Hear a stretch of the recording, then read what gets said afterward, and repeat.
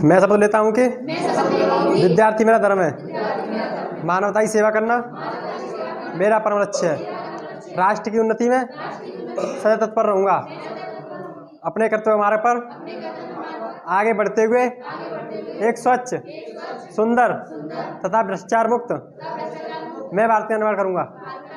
जय हिंद।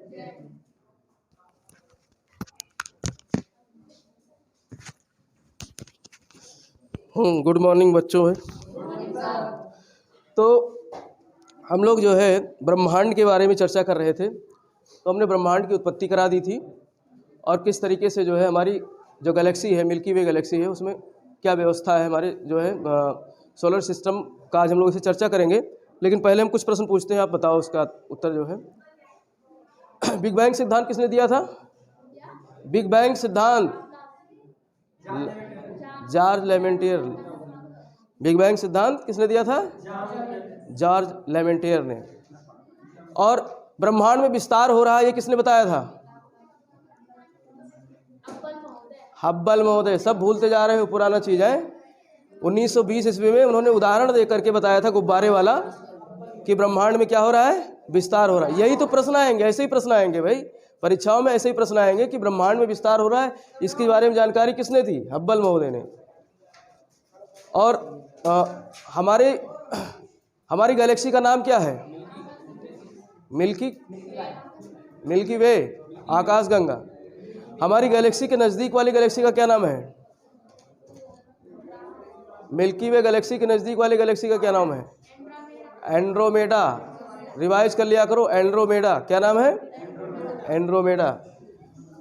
और कितने तारामंडल हैं हमारी गैलेक्सी में? तारामंडल 100 बताया था, 88। ये प्रश्न आया है, मैं कल देख रहा था किसी उसमें परीक्षा में, 88 है। ठीक है। और नक्षत्र कितने हैं? हाँ, 27 है, 28, कभी 28 है वैसे, कभी 27 हो जाता है। ठीक है। और सूर्य और उसके परिवार को क्या कहते हैं? सौर मंडल। तो आज हम लोग यहीं पर सौर मंडल का अध्ययन करेंगे। किसका अध्ययन करेंगे? सौर मंडल का, सोलर सिस्टम का। देखो, ब्रह्मांड की उत्पत्ति से संबंधित सिद्धांत जो है बिग बैंग थ्योरी है। लेकिन उससे पहले, क्योंकि ब्रह्मांड के बारे में तो बाद में जानेंगे, पहले तो व्यक्ति फिर पृथ्वी के बारे में जानना चाहता था ना, कि पृथ्वी है तो इसके जो है आसमान ऐसे क्यों दिखाई दे रहा है, इसके बाहर क्या है, दुनिया कैसी है, इसके बारे में दिमाग आया होगा लोगों के मन में। तो बिग बैंग सिद्धांत तो बाद में आया है, लेकिन इससे पहले जो है हमारे ग्रह की उत्पत्ति कैसे हुई, हमारे सौरमंडल का जो है निर्माण कैसे हुआ, इसके बारे में कुछ लोगों ने सिद्धांत दिए थे। तो देखो, सौरमंडल है, इसकी उत्पत्ति के सिद्धांत जो है हम इसको दो भागों में बांट सकते हैं। एक जो है मोनिस्टिक सिद्धांत कहलाता है। क्या कहलाता है? मोनिस्टिक। अंग्रेजी हिंदी दोनों बताएंगे। मोनिस्टिक मतलब इसको बोलते हैं अद्वैतवाद। क्या बोलते हैं? अद्वैतवाद। अद्वैतवादी सिद्धांत, अद्वैतवादी मोनिस्टिक कंसेप्ट। मोनिस्टिक कंसेप्ट में क्या है कि एक तारे से हमारे सौरमंडल का निर्माण हुआ है। किससे बताया गया है? अद्वैतवाद मतलब एक तारे से। तो इसको हम एकल तारा सिद्धांत भी कह सकते हैं। क्या कह सकते हैं? एकल तारा सिद्धांत। तो याद रखना, एकल तारा सिद्धांत क्या है? अद्वैतवादी है। अद्वैत मतलब जिसमें दो ना हो, अद्वैत का मतलब जिसमें दो ना हो, तो उसको क्या कहेंगे? एकल तारा। यानी हमारे सौरमंडल का निर्माण एक तारे से हुआ है, ऐसा एक सिद्धांत कहता है। दूसरा सिद्धांत है ड्वेलिज्म। क्या है? ड्वेलिज्म कंसेप्ट। ड्वेलिज्म कंसेप्ट, या फिर इसको कहते हैं द्वैतवादी सिद्धांत। क्या कहते हैं? याद करते चलो साथ साथ में। द्वैतवादी सिद्धांत। अब द्वैतवादी का मतलब दो होता है, द्वैत का मतलब दो होता है, तो ये इसको द्वैतारक सिद्धांत भी कहते हैं। क्या कहते हैं? द्वैतारक सिद्धांत। कौन सा सिद्धांत? द्वैतारक सिद्धांत। यानी कि हमारे सौर मंडल की उत्पत्ति एक से अधिक तारों से हुई है, दो तारों से हुई है, तो इसको क्या कहा जाता है? द्वैतारक सिद्धांत। और एक तारे से हुई है तो उसको क्या कहते हैं? एकल तारा सिद्धांत। ठीक है। सौर मंडल की उत्पत्ति से संबंधित ये हम सिद्धांत बता रहे हैं। यहाँ से प्रश्न पूछे जाते हैं कि एकल तारा सिद्धांत किसने किसने दिया था, द्वैतारा सिद्धांत किसने किसने दिया था। तो एक आपने नाम सुना होगा कांट का। एक दार्शनिक थे, क्या नाम था? कांट। एक दार्शनिक थे, उनका नाम था कांट। तो कांट महोदय ने सबसे पहले एक संकल्पना दी थी, एक परिकल्पना की थी कि हमारे जो सौर मंडल है उसका निर्माण कैसे हुआ है। तो इन्होंने बताया था कि वायव्य गैस से हुई है। किससे? वायव्य से हुई है। वायव्य परिकल्पना इन्होंने दी थी। क्या दी थी? वायव्य परिकल्पना, यानी गैसियस हाइपोथेसिस, अंग्रेजी में कहते हैं गैसियस हाइपोथेसिस। देखो अब इस हाइपोथेसिस समझ लो, हाइपोथेसिस। तो प्रश्न पूछेगा कि गैसियस हाइपोथेसिस किसने दी थी? कांट महोदय ने। प्रश्न आएगा गैसियस हाइपोथेसिस किसने दी थी? कांट महोदय ने दी थी। किसने? कांट महोदय ने। इन्होंने बताया था कि एक गैस का पिंड था और उस गैस के पिंड में जो है वो धीरे धीरे घूमने लगी और घूमते घूमते उसी में से जो है कई छल्ले बाहर निकल गए। पहले 9 ग्रह थे हमारे, तो 9 छल्लों को बताया अलग हुई है इसी से, क्योंकि जब कोई पिंड घूमती है तो घूमते घूमते बाहर का जो एनर्जी है वो पहले खत्म होती है। जैसे पृथ्वी है, पृथ्वी हमारी सूर्य से बनी है ना, तो पहले बहुत गर्म रही होगी पृथ्वी जब बनी थी, सूर्य से बनी है। तो उसके बाद धीरे धीरे ऊपर का वायु जो क्षेत्र वो है इसका सतह है ठंडा हो गया और अंदर अभी भी गर्मी है। तो ऐसे इन्होंने बताया कि जो गैस थी वो पहले पूरी गर्म थी, उसके बाद में वो जब घूर्णन कर रही थी, घूर्णन करते करते उसमें जो है एनर्जी लॉस हुई, ऊपर से एनर्जी लॉस हुई। तो अंदर अभी गर्मी थी और ऊपर एनर्जी खत्म हो गई। तो इसके कारण अंदर वाला क्षेत्र ऊपर वाले क्षेत्र से एडजस्ट नहीं कर पाया। अंदर गर्म है, ऊपर ठंडा हो गया, तो एडजस्ट नहीं कर पाया, तो ऊपर वाला भाग क्या हो गया? अलग हो गया। तो वो छल्ले बन गए, 9 छल्ले बन गए, उससे क्या बन गया? ग्रह बन गए। तो ऐसा कांट महोदय ने बताया है। तो इसको क्या कहते हैं? वायव्य राशि कल्पना या जो है गैसियस हाइपोथेसिस। क्या कहते हैं? गैसियस। देखो कंसेप्ट नहीं कहा जाता है यहाँ पर, हाइपोथेसिस। हाइपोथेसिस का मतलब क्या होता है और कंसेप्ट का मतलब क्या होता है थोड़ा समझ लो। और एक होता है थ्योरी। एक क्या होता है? Theory, concept, hypothesis. इसको समझ लो पहले। देखो हाइपोथेसिस का मतलब होता है कल्पना करना। जब आप कल्पना करोगे किसी चीज़ की तभी तो उसके विचार बनेंगे। कल्पना से विचार आएंगे और विचार से ही सिद्धांत बनते हैं। विचार से ही क्या बनते हैं? सिद्धांत बनते हैं। कोई जब पहले कल्पना, अब ये कल्पना इन्होंने की थी, ऐसा तो देखा नहीं किसी ने कि हमारी पृथ्वी या हमारे ग्रह कैसे बने हैं, किसी ने नहीं देखा है। जब उस समय कुछ था ही नहीं तो देखेगा कौन? तो इन्होंने कल्पना की है। लेकिन ये कल्पना जब बाद में टेस्ट हो जाती है कि कल्पना सही की थी, तो वो क्या बन जाता है? कंसेप्ट बन जाता है, सिद्धांत बन जाता है, थ्योरी बन जाती है, वो संकल्पना बन जाती है। और उसी को जब वैज्ञानिक टेस्टिंग कर लेते हैं तो क्या बन जाती है? थ्योरी बन जाती है, सिद्धांत बन जाता है। तो कांट महोदय ने यहाँ पर कहा कि वायव्य राशि से, वायव्य राशि शब्द और जोड़ लो इसमें, वायव्य राशि से जो है गैसियस हाइपोथेसिस संकल्पना दी। तो ये कौन सी संकल्पना है? अद्वैतवादी। तो प्रश्न आएगा कि वायव्य राशि संकल्पना कौन सी संकल्पना है? अद्वैतवादी, एकल तारक सिद्धांत। एक ही गैस का गोला था और उसी से बताया कि जो है हमारे सौरमंडल की उत्पत्ति हुई है। जो मूल भाग था जैसे ये है समझ लो। अब ये पूरा जो है गैस का गोला है, पूरा क्या है? गैस का गोला है, ठीक है। अब ये घूम रहा है, ये क्या है? घूम रहा है, बहुत तेजी से घूम रहा है। अब घूमते घूमते इसमें ऊष्मा भी तो बाहर निकल रही है, इसके अंदर की ऊष्मा बाहर निकल रही है। तो ऊपर वाला भाग क्या हो गया? ये जो है ठंडा हो गया, ठंडा होकर के सिकुड़ने लगा, ठंडा होकर के सिकुड़ने लगा। भाई ठंडा होगा तो सिकुड़ेगा, जैसे हम ठंडी में सिकुड़ते हैं वैसे भी सिकुड़ने लगा। और अंदर वाला जो गर्म भाग था वो अभी गर्मी बनी हुई थी, तो ये जो है जब सिकुड़ने लगा तो इस पे एडजस्ट नहीं कर पाया, इस वाले भाग पे क्या एडजस्ट नहीं कर पाया। तो ये छल्ले क्या हो गए? अलग निकलने लगे, छल्ले बाहर निकलने लगे। तो ये 9 छल्ले बाहर निकल गए, जिनसे क्या बन गए? 9 ग्रह। और जो मूल भाग बचा रहा वो क्या रहा? सूर्य रहा। तो इस तरीके से किसने बताया? कांट महोदय ने बताया कि जो है हमारे सौरमंडल की उत्पत्ति होती है। और एक व्यक्ति थे जिनका नाम था लाप्लास। अभी लाप्लास का भी तुमने नाम लिया था ना, तो अब लाप्लास अब आते हैं। एक व्यक्ति थे जिनका नाम था लाप्लास। तो लाप्लास ने कहा था कि निहारिका से जो है हमारे सौरमंडल की उत्पत्ति किससे हुई है? निहारिका से हुई है। तो इनका सिद्धांत कहलाया निहारिका सिद्धांत। क्या कहलाया? निहारिका हाइपोथेसिस। अब यहाँ पर हम सिद्धांत की बात करेंगे, अगर नाम भी लेंगे तो आप हाइपोथेसिस समझना। तो निहारिका परिकल्पना किसकी थी? लाप्लास की थी। किसकी थी? लाप्लास ने बताया। अब ये इन्होंने गैस बता दिया और वही निहारिका का हो या गैस को नाम बदल दिया, खाली उत्पत्ति ऐसे होती है। तो ये निहारिका या नेबुलर हाइपोथेसिस, अंग्रेजी में क्या कहते हैं इसको? नेबुला। तो नेबुलर हाइपोथेसिस या फिर निहारिका हाइपोथेसिस, निहारिका परिकल्पना किसकी है? लाप्लास की। तो ये 2 नाम आपको याद रखने। प्रश्न पूछता है जो है परीक्षाओं में कि जो है लाप्लास की संकल्पना किससे संबंधित है? नेबुला से। नेबुला इन्होंने बताया और कांट ने वायव्य राशि या गैस की परिकल्पना बताई। तो ये मुख्य 2 थे जो क्या बताया जिन्होंने इनका एकल तारक सिद्धांत था। क्या था? एकल तारक, यानी एक ही तारे से हमारे सौरमंडल की उत्पत्ति हुई। अब देखो दो तारक में जो है एक व्यक्ति थे चैम्बरलिन। कौन थे? चैम्बरलिन, मोल्टन और चैम्बरलिन, इनका नाम याद रखना। चैम्बरलिन और मोल्टन। चैम्बरलिन और मोल्टन। चैम्बरलिन और मोल्टन महोदय ने बताया कि ग्रहाणु परिकल्पना, क्या बताया? ग्रहाणु परिकल्पना। इन्होंने ग्रहाणु परिकल्पना दी, चैम्बरलिन और मोल्टन ने। इन्होंने बताया कि जो है एक तारा था इस तरीके से, एक तारा इस तरीके से था, वो घूम रहा था, और दूसरा तारा जो है इसके पास से गुजरा, इसके पास से गुजरा।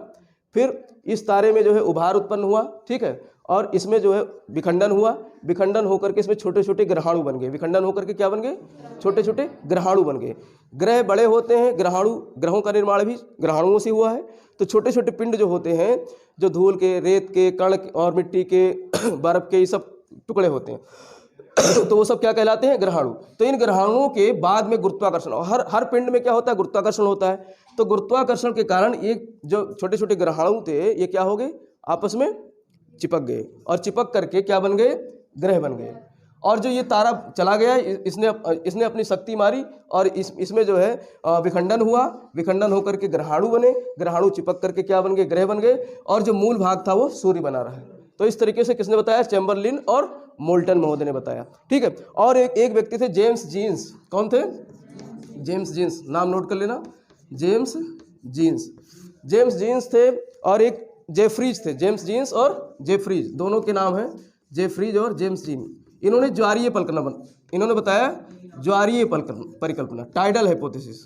इन्होंने बताया टाइडल हाइपोथेसिस कि जो है टाइड निकला, इसमें जो है एक जो है स्टार आया, और इस स्टार के जो है घर्षण से क्या हुआ? एक टाइड निकला। एक क्या निकला? इसमें ज्वार निकला, और ज्वार निकला।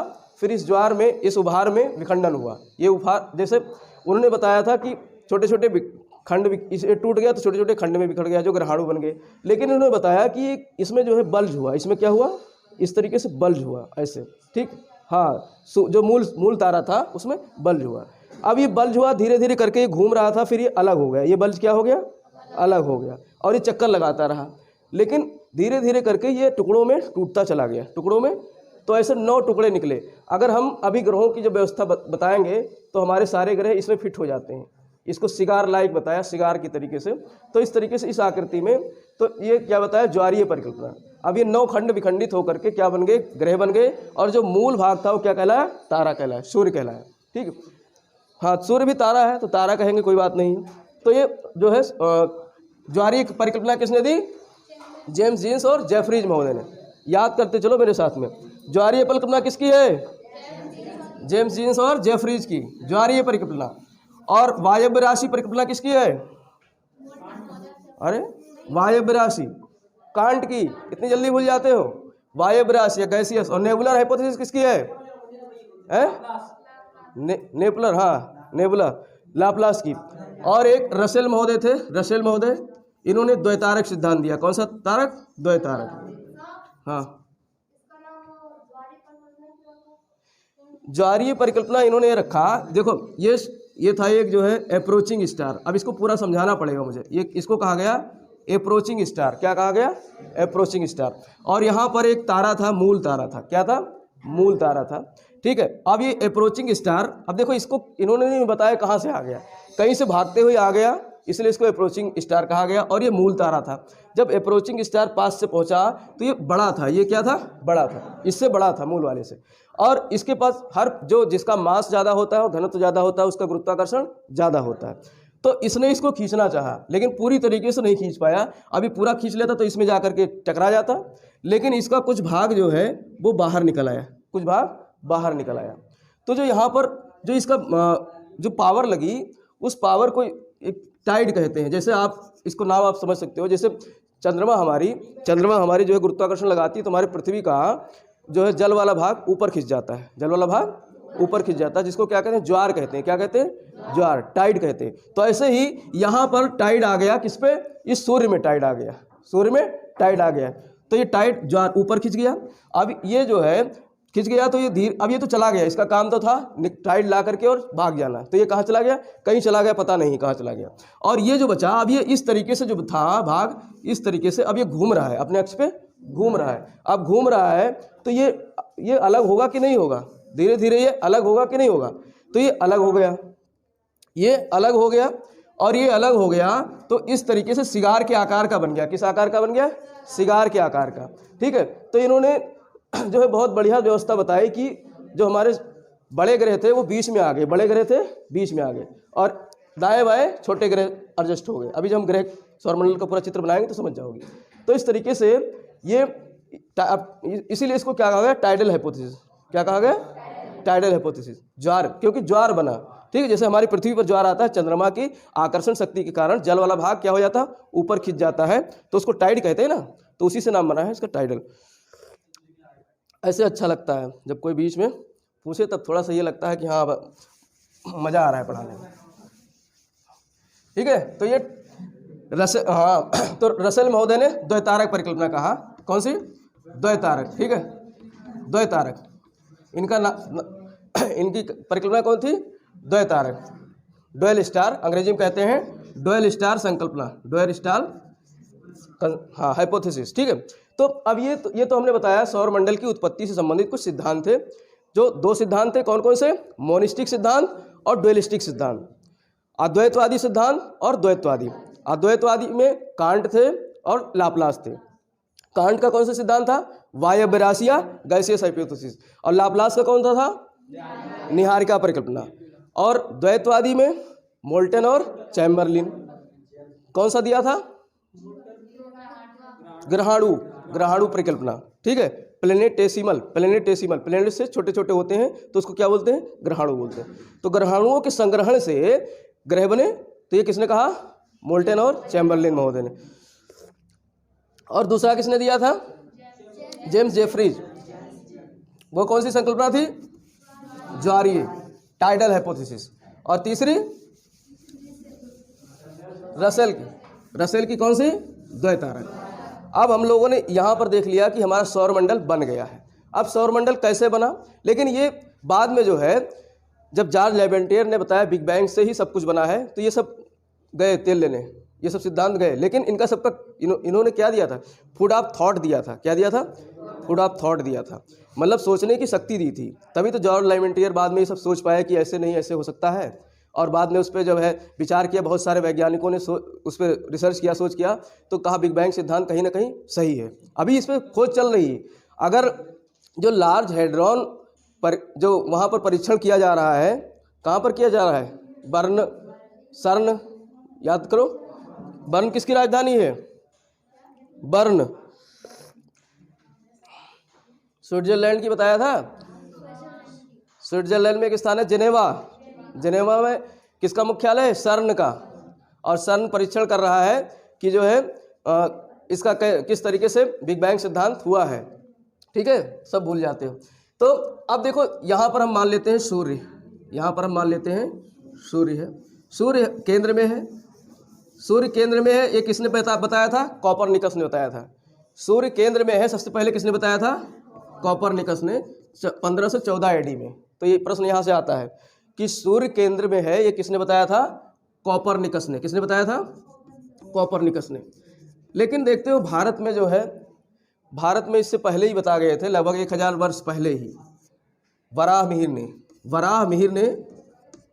वराहमिहिर जो कि खगोलविद थे और गणितज्ञ थे, इन्होंने बहुत पहले 6ठी शताब्दी ईस्वी में बता दिया था कि सूर्य जो है केंद्र में है और सूर्य का चक्कर कौन लगाती है? पृथ्वी लगाती है, और चंद्रमा पृथ्वी का चक्कर लगाती है। ये पहले वराहमिहिर कह गए थे। लेकिन भारत की विद्या तो सब चली गई, तो कॉपरनिकस ने बाद में जब इस बात को सिद्ध किया तो लोग मानने लगे कि सूर्य केंद्र में है और पृथ्वी उसका चक्कर लगाती है। इसके पहले लोग यही मानते थे कि हमारी पृथ्वी का चक्कर सूर्य लगाती है, क्योंकि हमें भी दिखाई देता है ना कि सूर्य जो है पूरब से निकला और पश्चिम में डूब गया। तो पहले लोग ये मानते थे कि सूर्य किसी पहाड़ी से निकल आया और इधर तालाब में जा कर के किसी उसमें स्नान कर रहा है, समुद्र में। पहले जो दुनिया थी वो यूनान के आसपास वाली दुनिया थी, तो उनको ये लगता था कि आल्पस पर्वत से सूर्य निकलता है, आल्पस पर्वत से सूर्य निकलता है, भूमध्य सागर में आकर के स्नान करता है, फिर नीचे नीचे फिर चला जाता है, फिर यहाँ से पर्वत से ऊपर निकलता है, फिर उसमें। तो ये ऐसी कल्पना थी पहले, ठीक है। लेकिन बाद में बहुत कुछ, वराहमिहिर तो पहले ही बता गए थे, लेकिन कोई बात ही नहीं मानता था वराहमिहिर की, है? हाँ, लिखित में नहीं थी ये चीज़। तो सूर्य सेंटर में है, ठीक है। अब सूर्य सेंटर में है, तो अब इसके पहले तो ये देख लो कि इनके कौन कौन से जो है इनकी संरचना क्या है सौरमंडल की। पहले इधर मैं संरचना बता देता हूँ। संरचना मतलब किन किन चीज़ों से मिलकर के सौरमंडल बना है। तो सौरमंडल का सबसे प्रमुख सदस्य तो स्वयं क्या होगा, सूर्य होगा। सूर्य कितना है सौरमंडल में, 4-5 है, 4-5 है, एक ही है हमारे सौरमंडल में, एक ही सूर्य है। तो ये हमारा सभी का क्या है, दादा है, परदादा है, दादा परदादा है ना। अब सूर्य के साथ साथ में इसके जो बेटे हैं, बेटे बेटियां हैं, कौन हैं, ग्रह हैं, 8 ग्रह हैं। कितने ग्रह हैं, 8 ग्रह हैं। तो ये सब इनके बेटी बेटियां हैं। वो तो मैं इसे समझाने के लिए कि भूलो ना, याद रहे, ठीक है। और इन बेटी बेटियों के क्या है, उपग्रह हैं, इन बेटी बेटियों के उपग्रह हैं, ठीक है। और कुछ जो है ग्रह, जो ग्रह के दर्जे से हटा दिए गए हैं, छोटे हैं, तो उनको क्या कहा गया, वामन ग्रह या बौना ग्रह। क्या कहा गया, वामन ग्रह या बौना ग्रह। तो ऐसे 5-6 अभी पता लगाए गए हैं, तो बहुत सैकड़ों है, लेकिन 5-6 के बारे में जानकारी प्राप्त हुई है, जिसमें प्लूटो एक है। प्लूटो पहले ग्रह था, बाद में इसको बौना ग्रह कहा गया, ठीक है। तो ये इसके सदस्य हो गए। और इसके बाद में क्षुद्र ग्रह हैं, इनको लिखते चलना। इसके बाद में क्षुद्र ग्रह हैं, क्षुद्र ग्रह है, क्षुद्र ग्रह की पेटी है पूरी। क्षुद्र ग्रह की क्या है, पेटी है। तो एस्टेरॉइड बेल्ट बोलते हैं, एस्टेरॉइड बेल्ट बोलते हैं, ठीक है। क्षुद्र ग्रह की पेटी है, ये इनके सदस्य, ये सब जो है इनके छोटे छोटे नाती नातनी हैं, ठीक है, छोटे छोटे। और क्षुद्र ग्रह के अलावा क्या है, कॉमेट्स हैं। क्या है, कॉमेट्स, पुच्छल तारे। पुच्छल तारे के नाम सुने हो ना, पुच्छल तारे हैं कॉमेट्स। और कॉमेट्स के अलावा है उल्का है। क्या है, उल्का। शूटिंग स्टार देखा होगा तुमने, रात में विष मांगते हैं, देखते हैं कोई तारा गिरता है ना देखते हुए, फिर कहते हैं हमारी ये मनोकामना पूरी हो जाए। हम भी बैठ जाते हैं कभी भी, तो हम भी कहते हैं हमारी मनोकामना पूरी हो जाए। तो वो शूटिंग स्टार उल्का, ठीक है। और उल्का के साथ साथ में कुछ क्या है, आकाशीय गैस है, ब्रह्मांडीय गैस है और ब्रह्मांडीय धूल है। भाई हमारा ब्रह्मांड धूल इन्हीं सब चीज़ों से तो बना है, आकाश, ब्रह्मांडीय गैस, ब्रह्मांडीय धूल है। और एक है कूपर बेल्ट है। एक क्या है, कूपर बेल्ट है। कूपर बेल्ट हालांकि इसका हिस्सा नहीं है, लेकिन मैं अभी इसको समझेंगे क्या है कूपर बेल्ट। तो ये सब क्या है, संरचना है, सौरमंडल की क्या है, संरचना है। तो संरचना में हम लोग क्या क्या देखा, सूर्य है, ग्रह है, उपग्रह है, वामन ग्रह है, क्षुद्र ग्रह की पेटी है, कॉमेट्स है और उल्का है, ठीक है, कूपर बेल्ट है। उल्का मतलब मीटियोर कहते हैं, इंग्लिश में क्या कहते हैं, मीटियोर, ठीक है। अब इनकी संरचना, अब इनको हम समझेंगे चित्र के माध्यम से। हाँ, मीटियोर, उल्का को मीटियोर कहते हैं। और कूपर बेल्ट लास्ट में लिख लेना, कूपर बेल्ट। कूपर बेल्ट क्या है अभी समझते हैं, इनको नोट करके रखना, क्योंकि अभी एक एक करके इसमें समझाना है। तो मैं यहाँ भूल भी जाऊँ बोर्ड पे कौन सा नहीं पढ़ाया तो बता देना मुझे, उसको बताएंगे। तो ये हमारा क्या है, सन है, सूर्य है, ठीक है। सूर्य के सबसे नज़दीक जो ग्रह है, क्या नाम है उसका, बुध। मैं अंग्रेजी में लिखता हूँ छोटा, ठीक है, मरकरी। और इसके साइड में, इसके बगल में दूसरा ग्रह क्या है, वीनस है, शुक्र है, अंग्रेजी में कहते हैं वीनस। और इसके बाद में ग्रह है अर्थ है। क्या है, हमारी पृथ्वी। ये ऐसे व्यवस्था बनाते चल रहे हैं, ठीक है। और इसके बाद में एक ग्रह है जिसको कहते हैं मार्स। क्या कहते हैं, मार्स। मरकरी, वीनस, अर्थ, मार्स। याद करो, मरकरी, वीनस, अर्थ, मार्स। मरकरी, वीनस, अर्थ, मार्स, ये 4 ग्रह सूर्य के इस साइड में हैं। और इसके बीच में जो है इस तरीके से पट्टी पाई जाती है, छोटे छोटे जो है चट्टानी टुकड़े हैं, धातु के टुकड़े हैं छोटे छोटे। ये सब चारों तरफ क्या है, सूर्य का चक्कर लगा रहे हैं, सूर्य का चक्कर लगा रहे हैं, जिसको क्या कहते हैं, क्षुद्र ग्रह की पेटी। क्या कहते हैं, क्षुद्र ग्रह की पेटी। तो ये क्षुद्र ग्रह की पेटी है, ठीक है। पेटी का मतलब क्या होता है, एक विशेष जो है उसमें एक विशेष जो है पाथ पे कोई चीज़ पाया जाए उसको पेटी कहते हैं, पट्टी कहते हैं। तो ये क्षुद्र ग्रह की पट्टी है। मंगल के बाद, किसके बाद, मंगल के बाद। इसके बाद में सबसे बड़ा वाला ग्रह आता है जिसका नाम है बृहस्पति। क्या नाम है, बृहस्पति, जुपिटर। क्या कहते हैं इसको अंग्रेजी में, जुपिटर।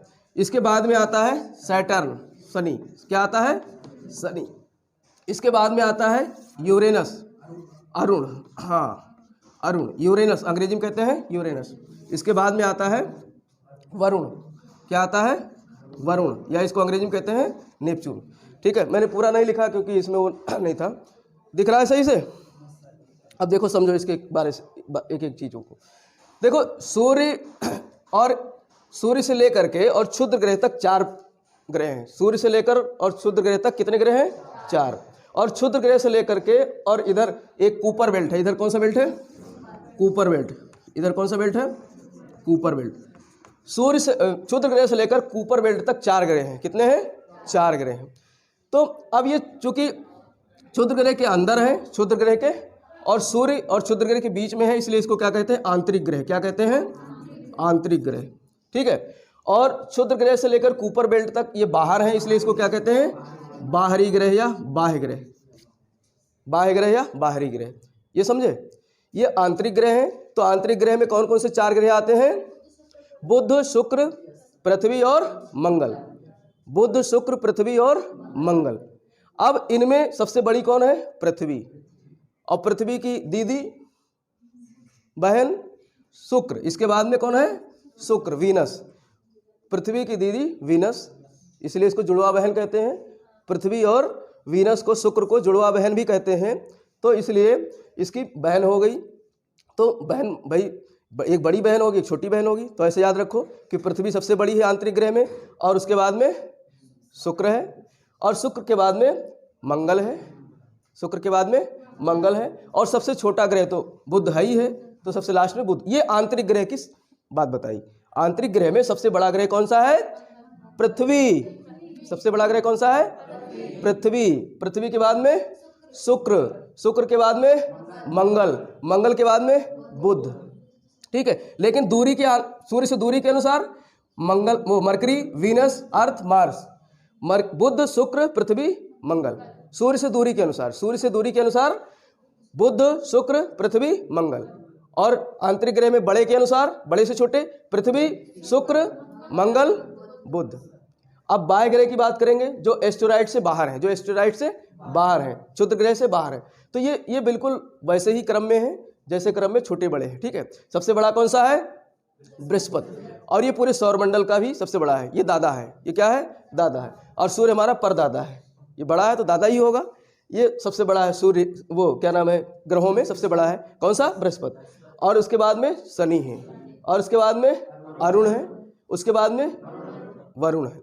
अब यहाँ पर प्रश्न अरुण वरुण नहीं पूछता है। कभी कभी परीक्षा में पूछ लेगा यूरेनस, नेपच्यून। अरुण वरुण नहीं पूछता, इसलिए अंग्रेजी हिंदी दोनों जानो।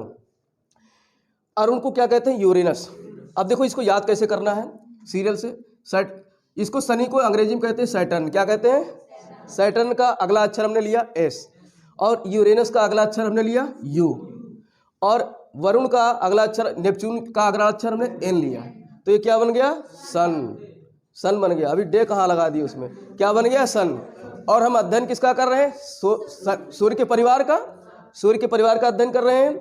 तो ये सन के हिसाब से आप याद रखो कि ये इनकी व्यवस्था है। ये भाई सबसे बड़ा तो जुपिटर हो ही गया, बृहस्पति। उसके बाद में कौन सी व्यवस्था है? सन की। जुपिटर के बाद में कौन सी व्यवस्था है? सन की। यानी Saturn, Uranus, Neptune. Saturn, Uranus, Neptune. ये जो है आकार में भी है और सूर्य से बढ़ते हुए दूरी में भी है। सूर्य से बढ़ते हुए दूरी में। तो अब यहाँ पर सबसे दूर सूर्य से कौन है? वरुण है, नेपच्यून है। कौन है? वरुण है। सूर्य से सबसे दूर कौन सा है? नेपच्यून। और सूर्य से सबसे नजदीक कौन सा है? बुध। सूर्य से सबसे नजदीक कौन सा है? बुध। इसमें लोग कंफ्यूज रहते हैं, बुध और शुक्र में बड़ा कंफ्यूजन रहता है। मैं खुद ही कंफ्यूज में रहा करता था पहले, लेकिन जब कंसेप्ट क्लियर हो जाएगा तो नहीं कंफ्यूज में रहोगे। तो बुध सबसे नजदीक है और सबसे छोटा है। दो विशेषताएं याद रखो, बुध सबसे नजदीक है और सबसे छोटा है। और सबसे बड़ा कौन सा है? बृहस्पति। सबसे दूर कौन सा है? वरुण या नेपच्यून। नेपच्यून। ठीक है। अब एक एक करके हम इस विशेषताओं के बारे में थोड़ा सा जान लेते हैं।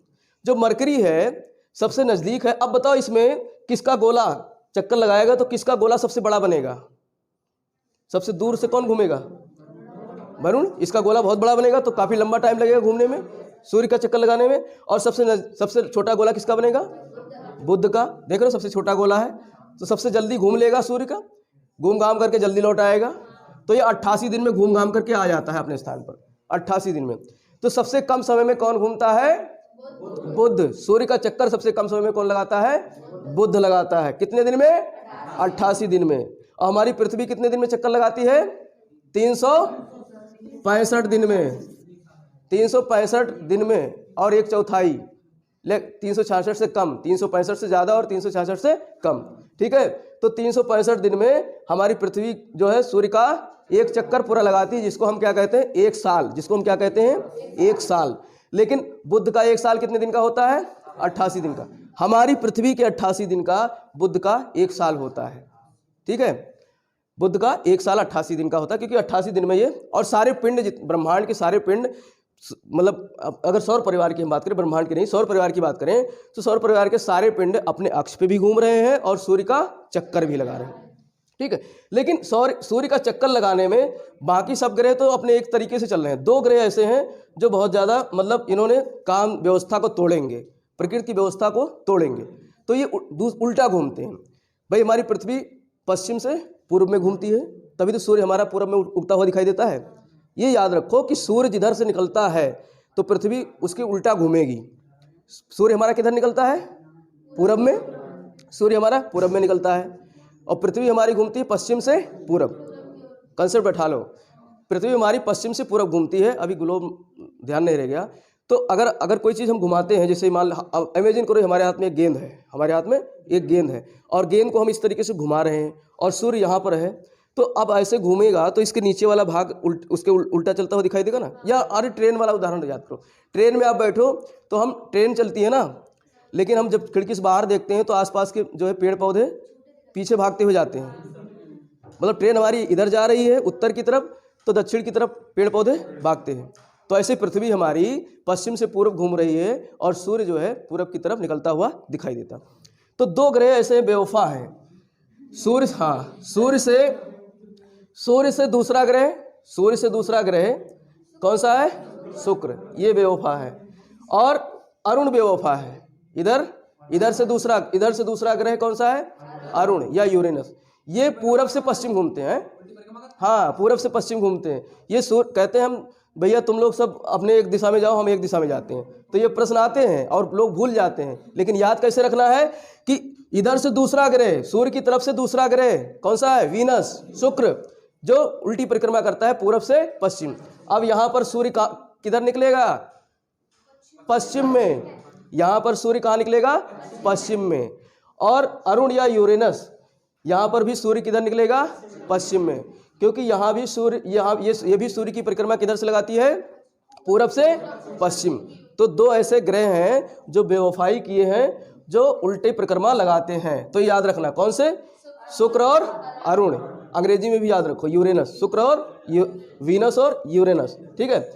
अब देखो, जो हमारा बुध है, बुध हमारे सूर्य के सबसे नज़दीक है। बुध हमारे सूर्य के सबसे नज़दीक है। अब बताओ, अपने आप कल्पना करो कि कौन सा ग्रह सबसे गर्म होगा, और टिक भी लगा के आओगे, गलत हो जाओगे, ठीक है। कहोगे कि बुध सबसे नज़दीक है तो सबसे गर्म होगा, ठीक है। अब कंसेप्ट बैठा लो दिमाग में, कंसेप्ट क्लियर कर देता हूँ। सबसे गर्म ग्रह जो है वो वीनस है, ठीक है। लेकिन सबसे ठंडा जो सबसे बाहर है वही होगा। सब बाहर कौन सा है? नेपच्यून, या हाँ, तो वरुण सबसे ठंडा। लेकिन गर्म, सबसे गर्म बुध क्यों नहीं है और सबसे गर्म वीनस क्यों है? इसका कारण समझ लो। देखो, हमारा जो सूर्य है, ये सूर्य बुध के सबसे नज़दीक है। बुध सबसे नज़दीक है सूर्य के। तो जो सूर्य, बुध ने जितने भी वायुमंडल को बनाया था, चाहे गैस का, धूल के, सबको खा गया। नज़दीक था, सबको ले लिया, क्योंकि गुरुत्वाकर्षण बहुत ज़्यादा है, तो इसका वायुमंडल ही खत्म हो गया। तो एक प्रश्न आएगा कि कौन सा ऐसा ग्रह है जिसका वायुमंडल नहीं है? तो किसका नहीं है? बुध का।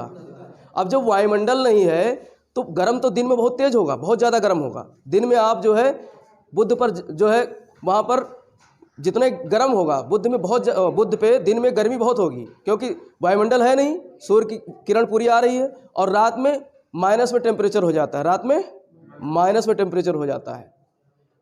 तो इसलिए औसत जब निकालते हैं तो बुध ग्रह क्या है? मतलब ठंडा है। सबसे ठंडा नहीं, ठंडा है, शुक्र की अपेक्षा ठंडा है। और शुक्र ग्रह का वायुमंडल पूरा नहीं लील पाया, शुक्र ग्रह का वायुमंडल पूरा नहीं ले पाया, क्योंकि ये थोड़ी दूरी पे है, थोड़ी नहीं, थोड़ी यहाँ कहेंगे तो करोड़ों मान के चलो। हाँ ठीक है, तो ये थोड़ी दूरी पर है।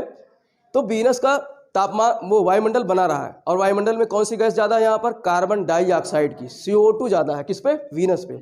और CO2 ज़्यादा, CO2 तो पता ही है, CO2 का काम क्या होता है? ग्रीन हाउस गैस का काम होता है। सूर्य से आने वाली किरणों को तो पृथ्वी पर आने देती हैं और यहाँ से बाहर जाने वालों को रोक लेती हैं, इसीलिए हमारी पृथ्वी गर्म होती है। तो अब कार्बन डाइऑक्साइड यहाँ ज़्यादा है, तो सूर्य की किरणें आएंगी तो दिन में तो पृथ्वी पूरी गर्म होगी, और रात को जब इसकी ठंडी निकलती है, सूर्य जब छिप जाता है तो फिर रात को अपनी गर्मी निकालेगा। जैसे पृथ्वी हमारी रात को अपनी गर्मी निकालती है, तो जब अपनी गर्मी निकालेगा तो वायुमंडल इसका रोक लेगा, कहेगा बाहर नहीं जाने देंगे, हम यहाँ छतरी लगा के बैठे हैं कार्बन डाइऑक्साइड गैस के नाम पर। तो फिर ये दिन और रात दोनों टाइम में गर्म बना रहता है। इसलिए औसत गर्म सबसे ज़्यादा कौन सा ग्रह है? शुक्र है। अब समझ गए? तो शुक्र ग्रह सबसे ज़्यादा गर्म ग्रह है, ना कि बुध है। कारण क्या है? यहाँ कार्बन डाइऑक्साइड गैस ज़्यादा है, और बुध पे कोई वायुमंडल ही नहीं है उसका। जब वायुमंडल ही नहीं है तो यहाँ पर रात में सबसे ठंडा हो जाता है और दिन में सबसे गर्म रहता है। तो यहाँ पर तापांतर बहुत ज़्यादा होता है, तापांतर बहुत ज़्यादा होता है, तापांतर, ताप में अंतर ज़्यादा होता है, वेरिएशन ज़्यादा होता है। मान लेते हैं 200 डिग्री जो है पहुँच गया, और प्लस में फिर माइनस में 200 डिग्री पहुँच गया। ठीक है, इस तरीके से इसका जो है बहुत ज़्यादा दिक्कत रहती है इसमें। अब ये बुध हो गया, तो बुध की क्या क्या विशेषताएं देखी? 88 दिन का इसका क्या होता है? 1 साल होता है, चक्कर लगाता है। और सबसे वो इस सबसे गर्म नहीं, सबसे ठंडा नहीं, शुक्र के बाद दूसरा सबसे गर्म ग्रह, शुक्र के बाद दूसरा सबसे गर्म ग्रह। अगर ऑप्शन में शुक्र नहीं है तो बुध ही लगाओगे। अगर कभी कभी ये भी होता है ना, शुक्र को नहीं पूछा और उसने बुध दे दिया, तो आप कहोगे गुरुजी ने तो बुध बताया था, इसमें बुध है ही नहीं। वो शुक्र बताया था, शुक्र है ही नहीं, इसमें तो बुध दिया है, तो बुध लगाना। दूसरे नंबर पे बुध है। और सबसे ठंडा कौन सा है? वरुण, नेपच्यून, सबसे ठंडा। कारण क्या है? सूर्य से सबसे दूर है, और सूर्य से सबसे दूर होने के कारण यहाँ पर बर्फ ज़्यादा है, यहाँ पर बर्फ ज़्यादा है, आइस ज़्यादा है, इसलिए सबसे ज़्यादा ठंडा है। इनमें सब में जो है सब दूर है, और सब में जो है आइस की विशेषता पाई जाती है। ठीक, तो ये अब थोड़ा सा वीनस के बारे में थोड़ा समझ लो, शुक्र के बारे में। शुक्र को क्या क्या कहा गया है? पृथ्वी की जुड़वा बहन, पृथ्वी की जुड़वा बहन। और भोर का तारा, शाम का तारा किसको कहा गया है? शुक्र को, सूर्य को नहीं, शुक्र को। तारा नहीं है, ग्रह है। अब कहेगा, प्रश्न पूछेगा, निम्न में से कौन ऐसा ग्रह है जिसको तारा कहा गया है? तो किसको तारा कहा गया है? शुक्र को। सुबह का तारा, शाम का तारा, क्योंकि ये सुबह शाम हमको दिखाई देता है, आप देखते होगे चमकता हुआ दिखाई देता है, तो वो क्या है? शुक्र ग्रह है। वो क्या है? शुक्र ग्रह है। और उसी के पास में छोटा सा एक और चमकता हुआ, उससे कम चमकता है जो दिखाई देगा, वो बुध है। सुकवा और बुधवा कहते हैं हमारे गांव की भाषा में। ठीक है, तो वो दोनों शुक्र और बुध हैं।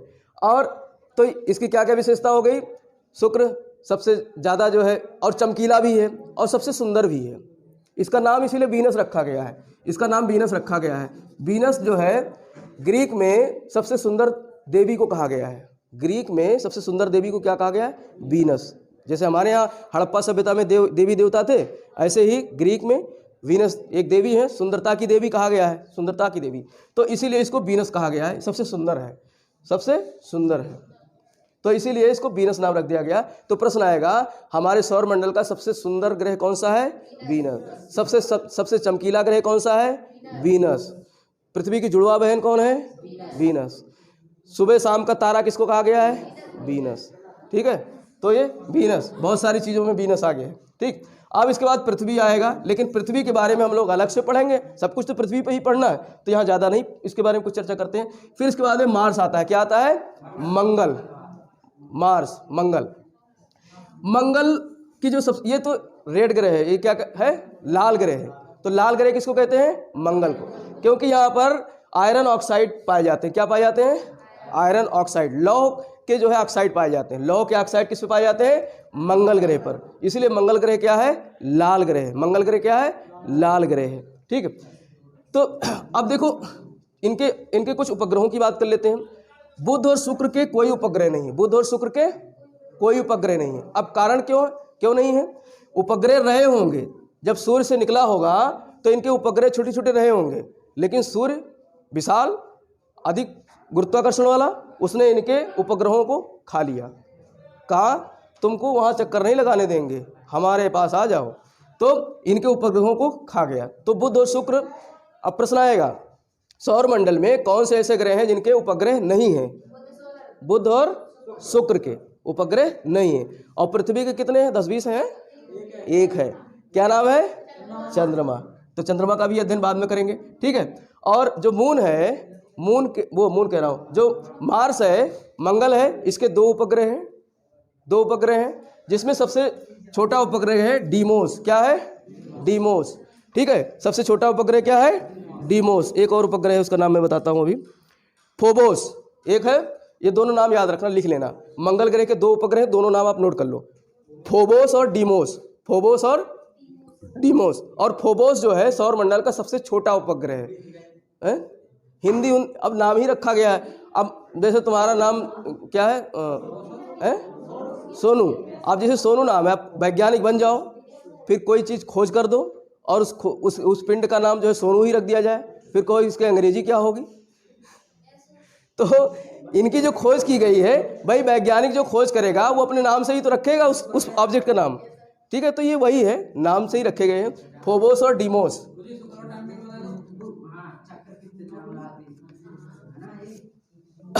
शुक्र, हाँ, शुक्र का चक्कर जो है ये लगभग 284 दिन में लगाता है, ठीक है। 284 दिन में, 283 या 84 दिन में शुक्र जो है चक्कर लगाता है। यहाँ पर एक चीज़ और याद आ गया, और ये अपने अक्ष पर भी जो है लगभग 224 दिन में एक चक्कर लगाता है। हमारी पृथ्वी के 224 दिन में अपने अक्ष पर भी घूमता है। तो लगभग इसका परिभ्रमण और परिक्रमण दोनों समय, यानी घूर्णन और परिक्रमा करना और घूमना, जब अपने अक्ष पर घूमता है तो उसको क्या कहते हैं? घूर्णन। अपने अक्ष पर घूमता है तो उसको घूर्णन कहते हैं। और जब अपने अक्ष पर घूमते घूमते सूर्य का चक्कर लगाता है तो उसको क्या कहते हैं? परिक्रमण। क्या कहते हैं? परिक्रमण। और घूर्णन को परिभ्रमण भी कहते हैं, घूर्णन को परिभ्रमण भी कहते हैं, ठीक। तो हमारे सौर मंडल का कौन सा ग्रह है जो सबसे स्लो घूमता है? अपने अक्ष पर घूर्णन सबसे कम किसका है? यही शुक्र का, वीनस का, क्योंकि ये 224 दिन में एक, इसका 24 घंटा होता है। पृथ्वी 24 घंटे में घूम जाती है, ठीक है, अपने अक्ष पर, और 365 दिन में पूरे सूर्य का चक्कर लगाती है। और वीनस जो है लगभग 224 दिन में एक चक्कर लगा पाती, बहुत स्लो घूमती है। तो सबसे लेजी, सबसे आलसी, सबसे सुंदर भी है लेकिन सबसे आलसी भी है, क्योंकि बहुत धीरे धीरे घूम रही है। तो अब याद रखना, बहुत धीरे घूमने वाला ग्रह कौन सा है? शुक्र है, ठीक है।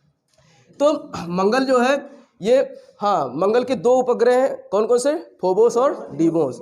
और डीमोस जो है वो क्या है? सबसे छोटा उपग्रह है। इस सौर मंडल का सबसे छोटा उपग्रह क्या है? डीमोस, ठीक। और मंगल ग्रह को लाल ग्रह भी कहा जाता है, मंगल ग्रह को लाल ग्रह। और पृथ्वी को कौन सा ग्रह कहा जाता है?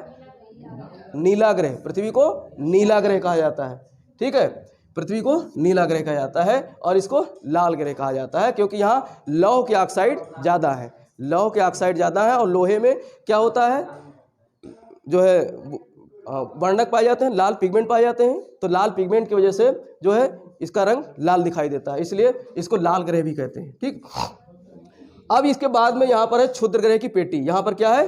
क्षुद्र ग्रह की पेटी। क्षुद्र ग्रह की पेटी क्या है? ये जब बन रहा होगा, सूर्य से जो इनके ग्रह बन रहे थे, तो उसमें से कोई एक ऐसा ग्रह रहा होगा जो विखंडित हो गया होगा। जो क्या हो गया होगा? विखंडित हो गया होगा। अभी विखंडित हो गए कई हजारों जो है छोटे बड़े टुकड़ों में टूट गया।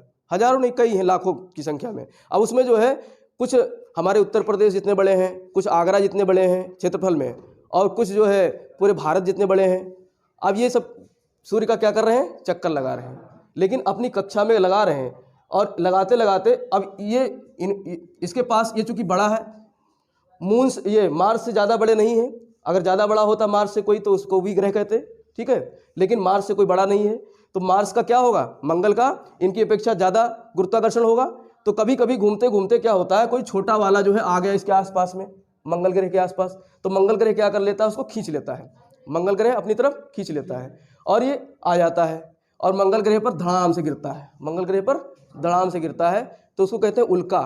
जब वो आता है क्षुद्र ग्रह से वहाँ से, तो उसको क्या बोलते हैं, उल्का, मीटियोर कहते हैं। और जब वहाँ आएगा तो फिर उस जब गिर जाए, अभी पृथ्वी पे गिराते हैं इसको पहले, अभी यहाँ मंगल ग्रह, तो मंगल ग्रह से ये क्षुद्र ग्रह की पेटी है, क्षुद्र ग्रह चक्कर लगा रहे हैं सूर्य का, लेकिन मंगल ग्रह कभी कभी क्या होता है, इसको खींच करके आगे निकल जाता है। जब तक ये इसकी तरफ आया, मंगल ग्रह क्या हो गया, आगे निकल गया। अब हमारी बची भारत जो है पृथ्वी, हमारी अर्थ बची, अभी आगे निकल गया, तो ये क्षुद्र ग्रह आकर के कहाँ गिरेगा, पृथ्वी पर। क्षुद्र ग्रह आकर के पृथ्वी पर गिरेगा। अब पृथ्वी पर गिरेगा तो पृथ्वी का वायुमंडल है लगभग 600 किलोमीटर का मोटा वायुमंडल है। अब उसमें जब प्रवेश करेगा वायुमंडल में तो घर्षण उत्पन्न होगा, फ्रिक्शन उत्पन्न होगा। फ्रिक्शन उत्पन्न होने के कारण उसमें आग लग जाएगी, उसमें आग लग जाती है क्षुद्र ग्रह में। और जब आग लग जाती, जलने लगता है, उसको क्या कहते हैं, उल्का। उसको क्या कहते हैं, उल्का, मीटियोर कहते हैं। और वो जलते जलते अगर छोटा सा होगा तो पूरा जल करके राख वहीं बन जाएगा। अगर बड़ा सा आ रहा है तो थोड़ा सा हिस्सा उसका पृथ्वी पर गिरेगा। थोड़ा सा का मतलब रहले जितना बड़ा हो सकता है। और जहाँ गिरेगा वहाँ क्या हो जाएगा, अरे पूरा जो है झील बना देगा, बहुत बड़ा सा गड्ढा कर देता है? अभी बता रहे हैं, पूरी बात नहीं बताए हैं। तो जो है जब यहाँ पर पृथ्वी पर वो गिरेगा तो वो पिंड के रूप में दिखाई देता है, वो पिंड के रूप में हम दिखाई देता है, तो उसको क्या कहते हैं, उल्का पिंड। उसको क्या बोलते हैं, उल्का पिंड। और जो आ रहा था उसको उल्का कहते हैं। और जो ऊपर ही जल गया, ऊपर ही जल गया, उसको कहते हैं उल्कास्म। उल्कास्म यानी दो धूल राख बन गया, वहीं जल गया, खत्म हो गया, जो पृथ्वी तक नहीं आई उसको क्या बोलते हैं, उल्कास्म। ठीक है, तो ये कोई कुछ अलग से चीज़ नहीं है, क्षुद्र ग्रह की पेटी से ही भटका हुआ छोटा सा पिंड है, जो है सिलिकेट्स के बने हैं, आयरन के बने हैं, या जो है चट्टान के बने हैं, गैस के बने हैं, धूल के बने हैं, इन सब चीज़ों के बने हुए हैं। तो ये जो है, अब यही जो है गिरता हुआ कभी बहुत तेज़ी से दिखाई देता है हमारी, ऐसा लगता है कि कोई तारा जो है जलता हुआ गिरा है, और वही क्या है, उल्का पिंड होते हैं, वही क्या है, उल्का होते हैं। और जब पृथ्वी पर आ जाते हैं तो उल्का पिंड। ऐसे बहुत सारे गिरे हैं। महाराष्ट्र में एक जगह गिरा था, तो वहाँ करीब 10,000 वर्ष पहले गिरा था, ठीक है, और एक झील सा बन गया था, एक झील बन गया था जिसको लोनार झील कहते हैं। कौन सी झील, लोनार। जब हम झील का अध्ययन करेंगे तो बताएंगे कि उल्का पिंड से बनने वाले झील, उल्का पिंड से बनने वाले झील भारत में कौन है, लोनार। लोनार कहाँ है, महाराष्ट्र में। क्योंकि वो जब उल्का पिंड गिरा तो वहाँ पर गड्ढा बन गया, उल्का पिंड गिरने से गड्ढा बन गया और वो थोड़ा लुढ़क गया होगा, क्योंकि फोर्स में रहता है ना। अब वो गड्ढा खुद गया और वो दूसरी जगह जा करके पहाड़ सा बन गया, तो वहाँ पहाड़ भी बन गया और झील भी बन गया, तो वहाँ पानी भर गया झील में बारिश होने के बाद में। तो ये उल्का पिंड है। ऐसे बहुत सारे उल्का पिंड रखे हुए हैं रिसर्च के लिए इसमें, क्योंकि उल्का पिंड देखो काम क्या करता है, इसकी संरचना फोड़ फाड़ करके देखते हैं, बनावट, इसी की बनावट के आधार पर पता लगाया जाता है कि हमारे ग्रहों की संरचना कैसी बनी होगी, क्या क्या तत्व पाए जाते होंगे ग्रहों में। ठीक, तो इस तरीके से ये उल्का पिंड। कितना टाइम हो गया, अभी कितना घंटा, अच्छा, तो ये क्षुद्र ग्रह हो गया। अब जो है, हाँ, तो यहाँ पर हमने जो बताया था उल्का पिंड बताया था ना, उसमें लिखाया था उल्का पिंड, समझ गए, और क्षुद्र ग्रह समझ गए। ठीक है, अब क्षुद्र ग्रह के बाद चलेंगे तो कौन सा है, बृहस्पति ग्रह। अब देखो इन चारों ग्रहों को क्या कहते हैं, आंतरिक ग्रह। और इनकी सबकी बनावट कैसी है, ठोस पदार्थ से है। किससे है, ठोस। जैसे पृथ्वी ठोस पदार्थ से बनी है, ऐसे ही ये चारों ग्रह कौन से, बुध, शुक्र, पृथ्वी और मंगल, ये चारों किससे बने हैं, ठोस पदार्थ से। पृथ्वी जैसे, पृथ्वी लाइक ठोस पदार्थ से बने हैं, इसीलिए इसको बोलते हैं पार्थिव ग्रह। क्या बोलते हैं, पार्थिव ग्रह। पार्थिव ग्रह, क्योंकि पृथ्वी जैसे पदार्थ से इन ग्रहों का निर्माण हुआ है, इसीलिए इनको क्या बोलते हैं, पार्थिव ग्रह। कौन से पार्थिव ग्रह हैं, बुध, शुक्र, पृथ्वी और मंगल, पार्थिव ग्रह। अब जो हमारा जो बृहस्पति है, बृहस्पति, सैटर्न, यूरेनस, नेपच्यून, ये सब किससे बने हैं, गैसों से बने हैं। ये सब किससे बने हैं, गैसों से। तो इसको बाह्य ग्रह के साथ साथ में और क्या कहते हैं, गैसीय ग्रह। क्या कहते हैं, गैसीय ग्रह। तो प्रश्न आएगा, दो इसमें से दे देगा, एक इसमें से दे देगा, फिर कहेगा कौन सा गैसीय ग्रह है। तो बृहस्पति, शनि, यूरेनस, नेपच्यून। लेकिन अगर सब दे दिया, इधर के भी सब दे दिए, इधर के भी दे दिए, तो आपको शनि को लगाना है। शनि को गैसीय ग्रह कहा जाता है, क्योंकि यहाँ गैस ज़्यादा है और ये बहुत हल्का ग्रह है, बहुत हल्का ग्रह है। ठीक है, तो बृहस्पति के पास जो है ये सबसे बड़ा ग्रह है, सबसे बड़ा ग्रह है, तो इसके पास में जो है उपग्रह भी ज़्यादा है। पहले सबसे ज़्यादा अभी खोज हो रहे हैं उपग्रह के, तो ये बढ़ते जाते हैं, हर साल नए नए उपग्रह की खोज हो जाती है। ठीक है, लेकिन इस समय वर्तमान समय में शनि के उपग्रह ज़्यादा है। जो ऑफिशियल जो आंकड़ा है उसके अनुसार शनि के उपग्रह ज़्यादा है, ठीक है। बृहस्पति के थोड़ा सा कम है 2-4, इसके लगभग 82 उपग्रह हैं शनि के, और इसके 79 उपग्रह हैं। बृहस्पति के कितने हैं? 79, 79, और इसके 82। तो प्रश्न आता है कि सबसे अधिक उपग्रहों वाला ग्रह कौन सा है? शनि। कौन सा है? शनि, ठीक। सबसे बड़ा ग्रह कौन सा है? बृहस्पति। और इसको बृहस्पति को अंग्रेजी में क्या कहते हैं? जुपिटर। तो जुपिटर के नाम से, चूंकि जुपिटर गैस का बना हुआ है और बाकी सब ग्रह भी गैस के बने हैं, तो जुपिटर के नाम से जो बड़ा होगा वही तो दादा होगा। तो ये बड़ा है, तो इसी के नाम पर सभी ग्रहों को कहा जाता है जोवियन ग्रह। क्या कहते हैं? जोवियन ग्रह।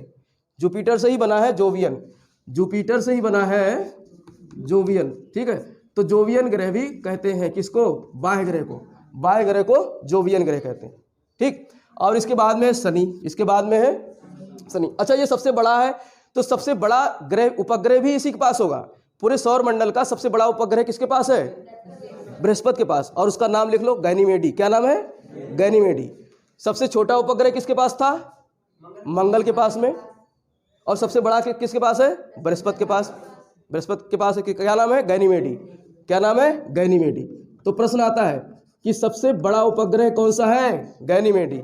और किसका उपग्रह ये? बृहस्पति का। और शनि की बात करें तो शनि जो है ये, इसमें गैस ज़्यादा है, इसमें गैस ज़्यादा है, सब में गैस है, लेकिन इसमें हाइड्रोजन हीलियम जैसे हल्के गैस बहुत हैं। हाइड्रोजन हीलियम जैसे हल्के गैस बहुत हैं। अब हल्के गैस हैं, इसको अगर पृथ्वी पर ला करके आप समुद्र में डुबो दो तो डूबेगा नहीं, तैरेगा, समुद्र में तैरेगा। तो तैरने वाला ग्रह किसको कहा गया है? शनि को। तैरने वाला ग्रह किसको कहा गया है? शनि। और तैरता क्यों है? क्योंकि इसका घनत्व तो ज़्यादा है, कम है। तो सबसे कम घनत्व वाला ग्रह कौन सा हो गया? शनि। सबसे कम घनत्व वाला वो कौन सा हो गया? शनि। सबसे अधिक घनत्व वाला पृथ्वी है। सबसे अधिक घनत्व वाला कौन सा है? पृथ्वी। सबसे कम घनत्व वाला कौन सा हो गया? शनि या सैटर्न। इसीलिए ये तैरता है, पानी में अगर इसको डाल दोगे तो क्या होगा? तैरेगा, ठीक है। तो ये तैरता ग्रह है। और सबसे अधिक इसके पास उपग्रह हैं, 82 उपग्रह हैं, जिसमें हाँ वायुमंडल सबके हैं, खाली मरकरी के नहीं है। लेकिन इतना अच्छा वायुमंडल नहीं है कि जो है पृथ्वी जैसा वायुमंडल हो, जीवन संभव हो, ठीक है। यहाँ पर मंगल पे तलाशा जा रहा है। देखो शुक्र पे जीवन इसलिए नहीं होगा क्योंकि सूर्य के ज़्यादा नज़दीक है और यहाँ पर गर्मी ज़्यादा होती है, तो अब ये बाहर नहीं बाहर जाती हैं, लेकिन सूर्य से दूर हैं। भाई लेगा कौन इनको? सूर्य तो लीलता है। अब सूर्य इनसे काफ़ी दूर है, तो इसलिए इनके हमारे पृथ्वी पर भी तो हाइड्रोजन हीलियम है ऊपरी वायुमंडल में, हल्की गैसें। लेकिन कुछ व्यवस्था इसकी ऐसी है कि सूर्य से दूरी ज़्यादा है, तो सूर्य इतना प्रभाव नहीं डाल पाता है कि इनको पूरी गैस, हल्की गैसों को ले ले। लेकिन बुध के नज़दीक है तो बुध की सारी गैसों को ले लिया, गैस के साथ में जितने भी डस्ट पार्टिकल से सब ले लिया, ठीक। तो ये सैटर्न जो है, हाँ शनि जो है सबसे हल्की ग्रह है हमारी पृथ्वी की, हमारी पृथ्वी का, हमारे सौरमंडल की। और इसके बाद में हम बात करेंगे यूरेनस की। किसकी? हाँ इसका एक उपग्रह है टाइटन, जिसका क्या नाम है? टाइटन। तो ये सैटर्न का सबसे बड़ा उपग्रह है। सैटर्न का सबसे बड़ा उपग्रह है कौन सा? टाइटन। टाइटन। शनि का सबसे बड़ा उपग्रह कौन सा है? टाइटन। और बृहस्पति का सबसे बड़ा उपग्रह कौन सा है? गैनीमेडी। क्योंकि पूरे सौरमंडल का सबसे बड़ा है तो बृहस्पति का तो होगा ही होगा, गैनीमेडी। और सबसे छोटा उपग्रह कौन सा है? डीमोस। डीमोस किसका है? डीमोस मंगल का। वीनस के पास है ही नहीं, बुध और शुक्र के पास उपग्रह ही नहीं है, तो ये ध्यान रखना, बुध और शुक्र के पास उपग्रह नहीं। और जो यूरेनस है इसको लेटा हुआ ग्रह कहते हैं। ये आराम कर रहा है, लेटा हुआ है। जैसे हमारी पृथ्वी 23.5 डिग्री झुकी हुई है। जब हम पृथ्वी पर बात करेंगे तो ग्लोब के माध्यम से समझाएंगे किस तरीके से हमारी पृथ्वी 23.5 डिग्री झुकी है। तो ये लगभग 80 डिग्री झुकी हुई है। ये लगभग आप 80 डिग्री देखो, ये क्या है? 90 डिग्री का कोण है ना, ये 90 डिग्री का कोण है। हाँ थोड़ा झुका दो इस तरीके से। तो इस तरीके से ये झुकी हुई है, लगभग 80 डिग्री झुकी हुई है अपने अक्ष जो है अक्ष पे। तो इसलिए इसको लेटा हुआ ग्रह कहते हैं। किसको? यूरेनस को। तो लेटा हुआ ग्रह कौन सा है? यूरेनस। यूरेनस या अरुण है, ठीक। और अरुण के पास भी लगभग 27 उपग्रह हैं। कितने हैं? 27 उपग्रह। भाई उपग्रह ज़्यादा इनके पास इसलिए हैं क्योंकि ये सूर्य से ज़्यादा दूर है और इनके उपग्रह जो है सूर्य खा नहीं पाया। इनके उपग्रह सूर्य खा नहीं पाया, नहीं तो ये गैस के उपग्रह बने थे, इनको तो खींच लेता। उपग्रह, अब उपग्रह किसको कहते हैं? उपग्रह ग्रह की भांति ही होते हैं, लेकिन वो ग्रह का चक्कर लगाते हैं। सूर्य का चक्कर न लगा करके किसका चक्कर लगाते हैं? ग्रह का चक्कर लगाते हैं, तो उसको क्या कहते हैं? उपग्रह। ठीक है। जैसे जब शादी के मंडप में हिंदू रिवाज में क्या है, अग्नि देवता को साक्षी मान करके चक्कर लगाते हैं ना, तो वो भी तो सूर्य का प्रतीक है। तो वहाँ भी तो ग्रह, 2 ग्रह चक्कर लगा रहे होते हैं। ठीक है। अरे तो लगाते हैं तभी तो पूरी मानी जाती है। तो ये व्यवस्था कहीं ना कहीं, यहीं से ली गई है, ये व्यवस्था कहीं ना कहीं यहीं से आई है। ठीक है। तो यूरेनस, अब इसके बाद में जो है नेपच्यून है, इसके बाद में नेपच्यून है। नेपच्यून सबसे बाहर का ग्रह है। सबसे बाहर का ग्रह कौन सा है? नेपच्यून है। और सबसे ठंडा ग्रह है, सबसे ठंडा ग्रह है, क्योंकि यहाँ पर जो है सूर्य की किरणें नहीं पहुँच पाती हैं, इसलिए यहाँ पर ज़्यादातर आइस पाई जाती है, तो ये सबसे ज़्यादा ठंडा है। यहाँ पर आइस क्रिस्टल्स है, बर्फ़ के गैस हैं। ठीक, गैस बर्फ़ के भी होते हैं उस तरीके से, ठंडे ठंडे, जैसे वाष्प होता है इसी तरीके से गैस जो है बर्फ़ के होते हैं। तो इस तरीके से जो है ये सारी व्यवस्था पाई जाती है। अरुण, तो अरुण के बारे में सबसे दूर का ग्रह है, सूर्य से सबसे दूर का ग्रह है कौन सा? वरुण, अरुण कह रहा हूँ, वरुण, वरुण, वरुण, अरुण, वरुण, अरुण जो है इसके पहले है वरुण। ठीक है। नेपच्यून कौन सा? नेपच्यून। तो सबसे बाहर का ग्रह कौन सा है? नेपच्यून। सबसे अंदर का ग्रह कौन सा है? बुध। सबसे अंदर का बुध, सबसे बाहर का वरुण, नेपच्यून, वरुण। ठीक है। और आंतरिक ग्रह बुध, शुक्र, पृथ्वी और मंगल। और बाह्य ग्रह, हाँ, Brihaspati, Shani, Uranus, Neptune, Uranus, Neptune, Arun, Varun. Arun में आ पहले आएगा, व बाद में आएगा, लेकिन सन का आप बनाना, सन, सैटर्न, यूरेनस, नेपच्यून, सन, सैटर्न, यूरेनस, नेपच्यून। अब इसके देखो, जो प्लूटो था उसको, वो पहले ग्रह था। प्लूटो पहले, तुम लोगों का जन्म हुआ है उसके बाद से प्लूटो को ग्रह का दर्जा हटा दिया गया है। इसी समय पैदा हुए हो, 2006 के आसपास में, 2006, कोई 2003 में पैदा हुआ होगा। ठीक है। हाँ, तो इसको जो है हमारे दुनिया के वैज्ञानिकों का एक संगठन है, खगोल की वैज्ञानिकों का, जिसको बोलते हैं अंतर्राष्ट्रीय खगोलिकी संगठन। क्या कहते हैं? अंतर्राष्ट्रीय खगोलिकी संगठन। वही नाम वाम रखते हैं, कुछ खोजा जाता है, कुछ पहचाना जाता है, नया कुछ करना है, वही सब काम करते हैं, उन्हीं का काम है। तो उन लोगों ने जो है बैठक की प्राग में, चेक गणराज्य है एक, यूरोप का जो है देश, वहाँ बैठक की और कहा ये बहुत बेकार ग्रह है। कौन? प्लूटो। क्योंकि प्लूटो जो है ये घूमते घूमते कभी अरुण की कक्षा को क्रॉस कर जाता है, अरुण की कक्षा को क्रॉस कर जाता है, अरुण के ऑर्बिट में घुस जाता है। देखो अब इसको इस तरीके से समझो, इसको मैं बिगाड़ देता हूँ थोड़ा सा, हाँ साफ कर देता हूँ। देखो ये सूर्य है, अब यहाँ सारे ग्रह नहीं बनाऊंगा, ये सूर्य है और ये किसकी कक्षा है? वरुण की। ये किसकी है? वरुण की। ठीक है। अब प्लूटो ऐसे घूम रहा है बाहर से, कह तो रहे सबसे बाहर है, लेकिन कभी कभी ये इसके अंदर घुस जाता था, कभी कभी इसके अंदर घुस जाता था, हाँ बेईमानी कर लेता था। तो वैज्ञानिकों ने कहा अब तुम बेईमानी कर रहे हो, तुमको हम ग्रह का दर्जा ही हटा देते हैं। तो अब प्लूटो को इसीलिए कहा गया, ये कौन सा ग्रह है? बौना ग्रह, ड्वार्फ प्लेनेट। क्या कहा गया? Dwarf planet. कभी कभी अंग्रेजी का ही हिंदी में लिख कर आ जाएगा, कहेगा ड्वार्फ प्लेनेट कौन सा है, ड्वार्फ ग्रह कौन सा है। तो ड्वार्फ मतलब बौना होता है, बामन होता है, तो ड्वार्फ ग्रह कौन सा है? प्लूटो। तो इसीलिए 2006 में वैज्ञानिकों ने बैठक की, उन्होंने कहा इसका नाम हटा देते हैं लिस्ट से, ये ग्रह नहीं है। क्योंकि ग्रह की लिस्ट जो परिभाषा दी गई थी, बड़ा होगा, सूर्य का चक्कर लगाएगा, किसी की कक्षा में प्रवेश नहीं करेगा, उसकी अपनी खुद की कक्षा होगी, अपनी खुद की क्लास वाली कक्षा नहीं, ऑर्बिट, उसकी खुद की ऑर्बिट होगी।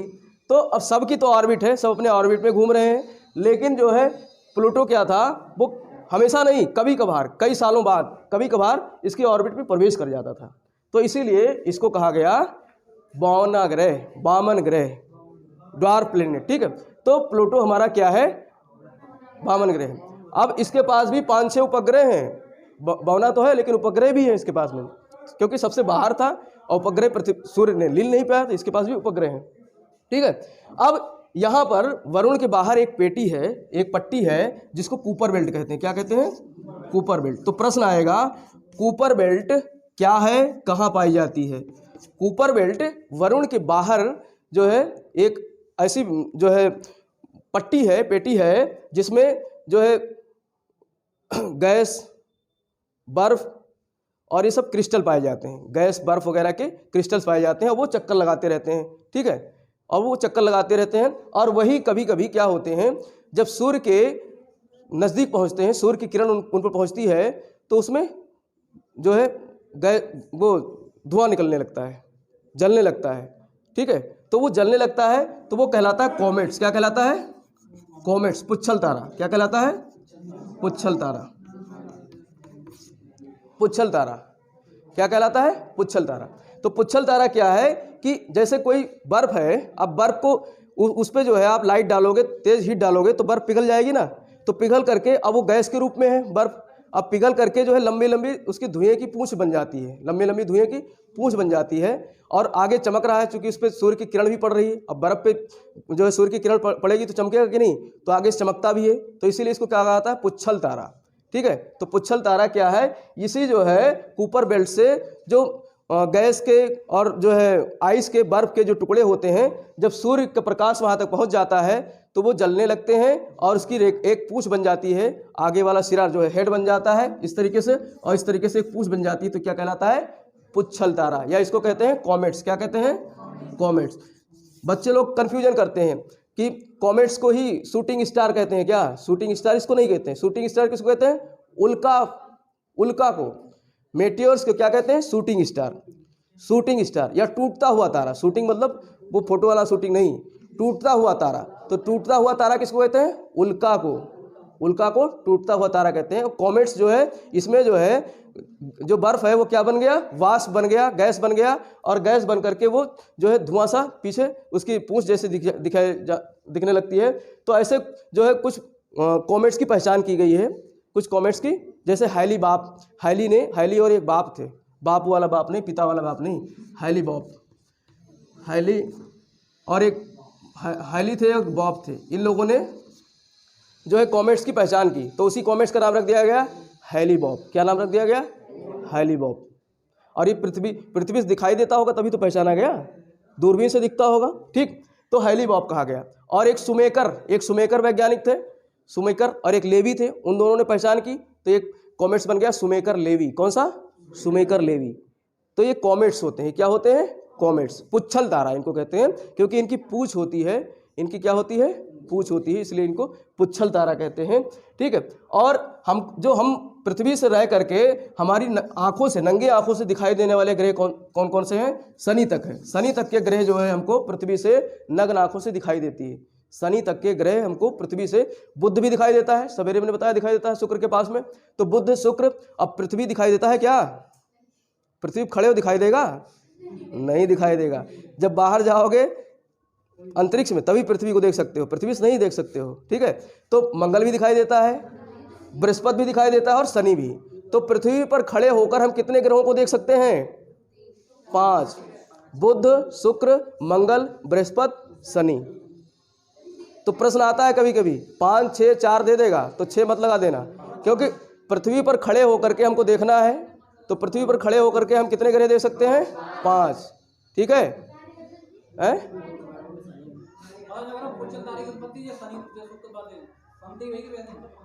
नहीं, पुच्छल तारा एक्चुअली क्या है, ये जो है जैसे कॉमेट्स, जैसे ये एस्टेरॉइड था, एस्टेरॉइड बेल्ट में जो है ठोस पदार्थ थे, ज़्यादातर ठोस पदार्थ थे, उसमें आग लगती थी तो उससे क्या बन जाता था? उल्का बन जाता था। लेकिन जो कुपर बेल्ट में जो जो आइस के गैस हैं, बर्फ़ के टुकड़े घूम रहे हैं, जब वो सूर्य के प्रकाश में आते हैं तो वो चमकने लगते हैं, और जो हल्की जो गैस के कुछ भाग होता है वो पिघलने लगता है, और पिघल करके एक लकीर सी बन जाती है लंबी सी पीछे। हाँ, तो बता तो रहे हैं। अब ये सारे ग्रह इधर के क्या बने हैं? गैस और उसके बने हैं जो है आइस के।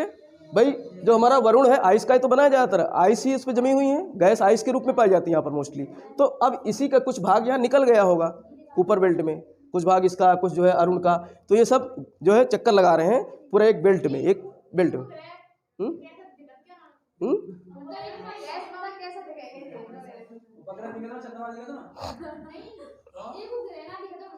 दिखता है और हमको पहचान नहीं है। हमको पहचान नहीं इसलिए नहीं पता चलता है, दिखता है तारे की भांति दिखाई देता है, और जो वैज्ञानिक है वो पता लगा लेते हैं कहाँ पर कौन सा ग्रह, सब ग्रह दिखाई देते हैं, जहाँ तक शनि तक बताया है शनि तक सब दिखाई देते हैं, ठीक है, शनि तक दिखाई देते हैं। लेकिन हमें सिर्फ शुक्र के बारे में हमारे घरों में बताया जाता है कि ये शुक्वा दिख रहा है, ठीक है, तो इसीलिए उसको इवनिंग और साय का तारा कहते हैं, तो ये ज़्यादा चमकता है, ठीक है।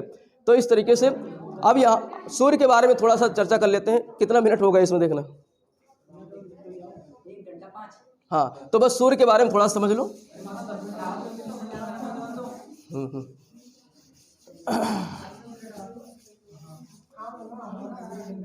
सौर मंडल का काम की चीज सारा हो गया है। देखो सूर्य हमारा जो है भाई, सबको समझ लिया, आप थोड़ा सा दादा परदादा को समझ लें, उसी से सब कुछ बने हैं ना। तो देखो सूर्य हमारा ये जो है, जैसे हमारी पृथ्वी की आंतरिक संरचना है, ऐसे ही सूर्य की भी आंतरिक संरचना, उसका भी बाहरी वायुमंडल है, ठीक है। तो सूर्य में जो सबसे अंदर वाला भाग है इसको कोर कहते हैं। क्या कहते हैं? कोर या क्रोड़ कहते हैं। हमारी पृथ्वी में भी सबसे अंदर वाला भाग क्रोड़ कहलाता है, अभी आगे हम लोग पढ़ेंगे। सबसे अंदर वाला भाग क्या कहलाता है? कोर कहलाता है या क्रोड़ कहलाता है। क्या कहलाता है? क्रोड़। और इसका तापमान जो है कितना है? 15 मिलियन डिग्री सेल्सियस। 15 मिलियन, और 1 मिलियन में कितना होता है? 10 लाख होता है। 1 मिलियन में कितना होता है? 10 लाख होता है। तो सूर्य के कोर का तापमान कितना है? 15 मिलियन डिग्री सेल्सियस। कितना है? 15 मिलियन डिग्री सेल्सियस। इतना ज़्यादा है तापमान सूर्य के कोर का, जो अंदर वाला भाग है। यहीं पर सबसे ज़्यादा हाइड्रोजन हीलियम में परिवर्तित होते हैं, संलयित होते हैं। हाइड्रोजन हीलियम में, ये हाइड्रोजन ये मिलकर के क्या बनते हैं? हीलियम बनते हैं। हाइड्रोजन के 2 मॉलिक्यूल अर्थात 4 हाइड्रोजन मिलकर के क्या बना लेते हैं? हीलियम बना लेते हैं, ठीक है। ये सब फिजिक्स की बात है, ज़्यादा हम यहाँ चर्चा नहीं करेंगे। अच्छा, केमिस्ट्री की बात है, अच्छा ठीक, केमिस्ट्री की बात है। तो ये क्या बना लेते हैं? हीलियम बना लेते हैं। और सबसे ज़्यादा सूर्य में जो गैस पाई जाती है, हाइड्रोजन गैस पाई जाती है। कितनी? कौन सी? हाइड्रोजन। लगभग 71% गैस कौन सी पाई जाती है? हाइड्रोजन। सूर्य में सबसे ज़्यादा कौन सी गैस पाई जाती है? हाइड्रोजन। 71% गैस हाइड्रोजन पाई जाती है। अब इसको याद कैसे करोगे? जैसे हमारे पृथ्वी और पानी कितना पाया जाता है? 71%। और पानी में हाइड्रोजन होता है कि नहीं होता है? फार्मूले में H2O। तो यहाँ पर जो है हाँ, O2 नहीं है। तो यहाँ पर हाइड्रोजन 71% पाया जाता है, और हीलियम दूसरे नंबर पे है, लगभग 26.5%। हीलियम कितना है? लगभग 26.5%। बाकी अन्य गैसें 2.5%। बाकी क्या है? अन्य गैसें, अन्य पदार्थ हैं। तो यहाँ पर सबसे प्रश्न आएगा, सबसे अधिक गैस कौन सी है इसमें? हाइड्रोजन, ठीक है। और कोर, हाँ, तो कोर में सबसे ज़्यादा तापमान पाया जाता है। सबसे ज़्यादा तापमान किसका होता है? कोर का। इसके बाद में जो होता है सूर्य का दूसरा जो क्षेत्र होता है उसको बोलते हैं रेडिएशन जोन। क्या बोलते हैं? रेडिएशन जोन, या फिर इसको बोलते हैं विकिरण मेखला। क्या बोलते हैं? विकिरण मेखला। इसको विकिरण मेखला बोलते हैं, विकिरण मेखला बोलते हैं। दूसरा मंडल, अंदर से दूसरी वाली पेटी क्या कहलाती है? विकिरण मेखला या फिर रेडिएशन जोन। यहाँ से रेडिएशन होता है, गामा किरणों का, एक्स किरणों का, वाई किरणों का क्या होता है? रेडिएशन होता है, ठीक है। जिसमें हमारी पृथ्वी तक जब गामा किरणें आती हैं तो उनको कौन रोक लेता है? अल्ट्रावायलेट या गामा, उसको कौन रोक लेता है? ओजोन परत। तो इसीलिए पृथ्वी को सुरक्षा कवच प्रदान किया है ओजोन ने, नहीं तो ये बहुत खतरनाक होती हैं, ठीक है। यहाँ तक आ जाए तो पृथ्वी पे जो है बहुत नुकसान करती हैं। तो कहाँ से निकलती? प्रश्न आएगा कि ये सब किरणें कहाँ से निकलती हैं? एक्स, वाई, गामा, ये सब किरणें कहाँ से निकलती हैं सूर्य की? तो रेडिएशन जोन से। कहाँ से निकलती हैं? रेडिएशन जोन से। और इसके बाहरी वाला परत होता है कन्वेक्शन जोन। क्या होता है? Convection zone. कन्वेक्शन जोन कहाँ है? बाहर है, सूर्य के बाहरी वाले भाग में। बाहरी मतलब अंदर की बात कर रहे हैं। अभी अंदर खोद के जाओगे जब पृथ्वी के, तो सबसे ऊपर वाला क्रस्ट कहलाता है ना, क्रस्ट की भी गहराई कुछ है ऐसे ही, तो क्रस्ट वाला हिस्सा मान सकते हो। इसका क्या है? कन्वेक्शन। यहाँ पर संवहनीय धाराएं उठती हैं। यहाँ पर क्या उठती हैं? संवहनीय धाराएं उठती हैं। और ये संवहनीय धाराएं ही उठ करके जो है लौ के लपटों के रूप में चलती हैं और बुध को जीने नहीं देती हैं, बुध तक पहुँच जाती हैं, ठीक है, ये लपटें। इसीलिए वहाँ झुलसा लगता है बुध पे। तो ये संवहनीय धाराएं कहाँ से चलती हैं? ऊपरी वाली परत से। तो 3 परत हो गई, कन्वेक्शन जोन या संवहनीय परत, रेडिएशन जोन जहाँ से एक्स, वाई, गामा किरणें निकलती हैं, और कोर या करोड़, जिसका सबसे अधिक तापमान है 15 मिलियन डिग्री सेल्सियस तापमान है। ये तो अंदर की बात हो गई। अब बाहर की बात करते हैं, सूर्य के बाहर की। मेन तो हमको बाहर से, क्योंकि वही तो हमको दिखाई देता है, बाहर वाला ही तो दिखता है, अंदर कहाँ दिखता है। अंदर तो ऐसे ही कल्पना उल्पना कर ली होगी वैज्ञानिकों ने, ठीक है। बाहर की बात करते हैं। बाहर जो है सूर्य के जो सब हमको जो दिखाई देता है, हम जो सूर्य का बाहर वाला हिस्सा देखते हैं, चश्मा वश्मा लगा के काला देख लेते हैं ना, दिखता है, ऐसे देखोगे तो आंखें फूट जाएगी। बाहर वाला जो दिखाई देता है हमको, उसको बोलते हैं फोटोस्फीयर। क्या बोलते हैं? फोटोस्फीयर। फोटो शब्द से बना है, फोटो शब्द जो हम खींचते हैं फोटो, उससे बना है। तो फोटोस्फीयर जो बाहर, अब प्रश्न आएगा कि हमको सूर्य का कौन सा भाग दिखाई देता है? फोटोस्फीयर दिखाई देता है। कौन सा भाग दिखाई देता है? फोटोस्फीयर दिखाई देता है। फोटोस्फीयर, इसके बाद में, फोटोस्फीयर के बाद में कौन सा भाग होता है? क्रोमोस्फीयर। कौन सा भाग होता है? क्रोमोस्फीयर। क्रोमोस्फीयर, क्रोमो का मतलब होता है रंग, क्रोमो का मतलब होता है वर्ण। वर्ण व्यवस्था हमने पढ़ाई है रंग के आधार पे। तो क्रोमो का मतलब होता है वर्ण, रंग। यहाँ पर सूर्य कई रंगों का है, नीला है, सफ़ेद है, लाल है, ठीक है। तीन तो मुख्य तीन ही है, लाल, नीला, सफ़ेद। और सबसे ज़्यादा सूर्य जो सबसे ज़्यादा तापमान किसका होता है? सबसे ज़्यादा वो नीले का होता है, ठीक है। और सबसे कम लाल का होता है। और बीच वाला कौन है? सफ़ेद है, ठीक है। तो क्रोमोस्फीयर और इसके बाद में जो एक होता है वो तापमान उसका बहुत ज़्यादा होता है, जिसको बोलते हैं कोरोना। क्या बोलते हैं? कोरोना। देखो कोरोना बहुत पहले से था, लेकिन हम लोग जानते नहीं थे। कहाँ था? सूर्य में था। लेकिन वो वाला कोरोना नहीं है, उसी के नाम पे कोरोना वायरस नाम पड़ गया होगा शायद। तो कोरोना जो हम नग्न आँखों से नहीं देख सकते हैं, नग्न आँखों से नहीं देख सकते हैं। इसको देखेंगे तो आँख हमारी फूट जाएगी। इसको देखते कब है? जब सूर्य ग्रहण लगता है। जब सूर्य ग्रहण लगता है तब भी हम गूगल्स वगैरह लगाकर देखते हैं। सूर्य ग्रहण लगेगा तो सूर्य को क्या कर लेगा, जो है चंद्रमा क्या कर लेगा? थोड़ा सा ढक लेगा, सूर्य को चंद्रमा ढक लेगा। तो जब ढक लेगा तो उसकी तीव्रता कुछ कम हो जाती है, तीव्रता कम हो जाती है। तो जो कोरोना वाला भाग है हमको दिखाई देता है, कोरोना वाला भाग हमको दिखाई देता है। तो प्रश्न आएगा कि सूर्य ग्रहण के समय सूर्य का कौन सा भाग दिखाई देता है? कोरोना।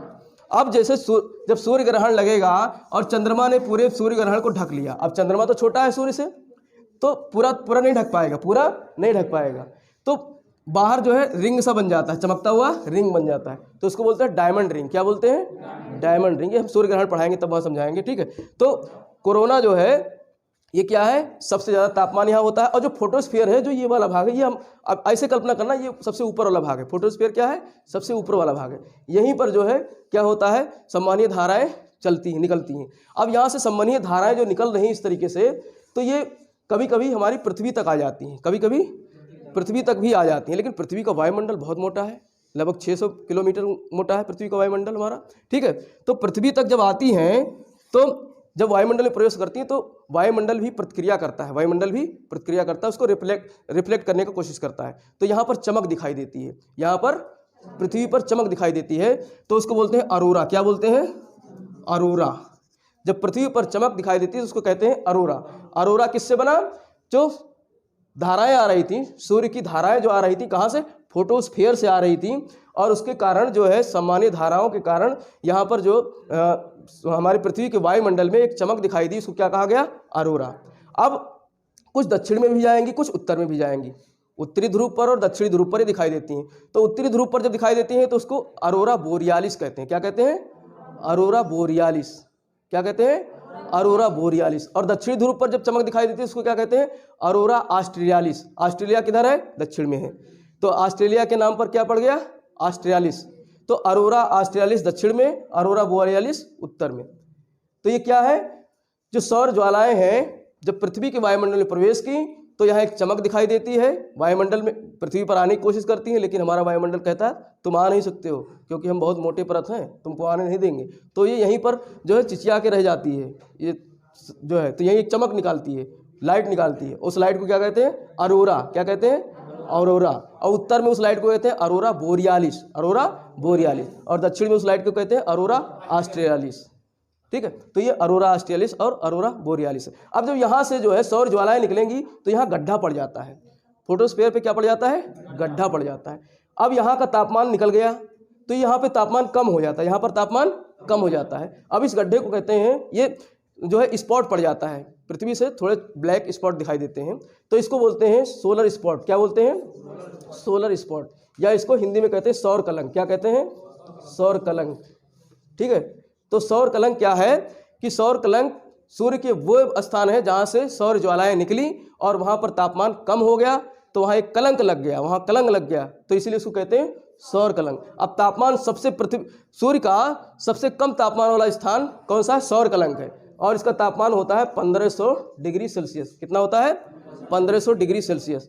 तो सबसे कम तापमान 1500 डिग्री सेल्सियस, लेकिन पूरे फोटोस्फीयर का तापमान होता है 6000 डिग्री सेल्सियस। पूरे फोटोस्फीयर का तापमान होता है 6000 डिग्री सेल्सियस, और उसमें भी सबसे कम तापमान किसका होता है? सौर कलंक का, सोलर स्पॉट का या सौर कलंक का, जो 1500 डिग्री। तो प्रश्न पूछेगा सूर्य में वो कौन सा स्थान है जिसका तापमान सबसे कम होता है? सौर कलंक या सोलर स्पॉट। ठीक है, इस तरीके से सौर मंडल पूरा हमारा क्या हो जाता है? Finish, the end. ठीक है।